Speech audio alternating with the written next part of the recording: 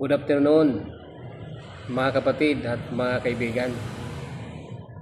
Nandito naman po tayo sa pagbubukas ng magandang balita Biblia. Sana po, saan man tayong dako naroon, maabutan po tayong ligtas sa mga kapamakan.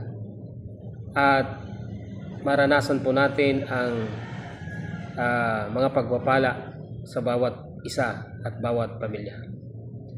Sa Apokalipsis 13 verse 18, kailangan dito ang karunungan, ang may pag-unawa ay bilangin ang bilang ng halimaw, sapagkat ito'y bilang ng isang tao.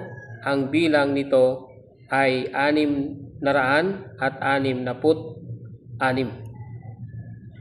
Pag ginamit po natin, mga kapatid at mga kaibigan, ang literal, ay lalabas po siya na 666. At marami pong mga nag-aral dito na sabi nila, bago daw dumating ang tribulation, ay itatatak sa pilitan ang siksik. So dito po natin malalaman dito po natin malalaman na ito po ay tanda ng hayop o tatak ni Satanas. Kung ano man ang ating pong mga pag-worship sa Sunday, kabilang po tayo dyan sa tanda ng hayop. Ibig sabihin, nag-worship ka wino-worship mo ang tanda ng hayop. So, bagamat mga kapatid, mga kaibigan, nakita natin na Christ life naman ang ating sinasamba, pero nandyan ka pa rin sa kabilang sa tanda ng hayop o tanda ni Satanas. Bakit po, mga kapatid?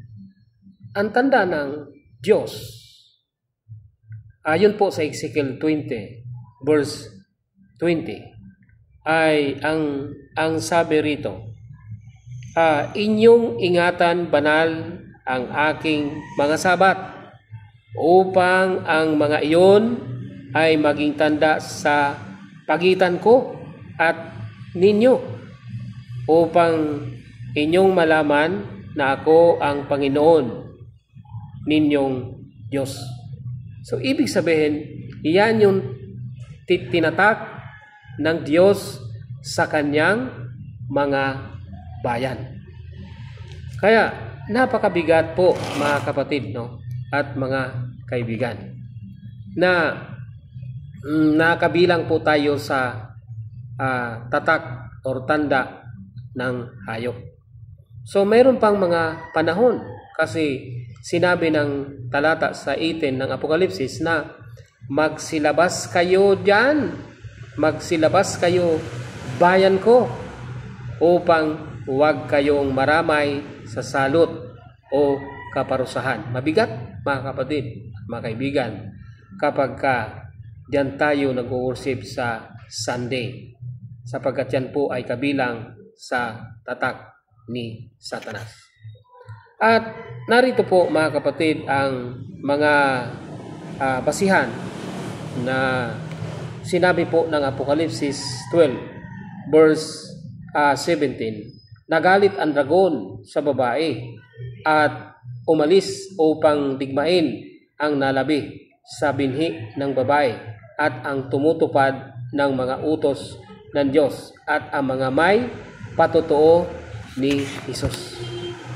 So nakita natin, mga kapatid, yung talata na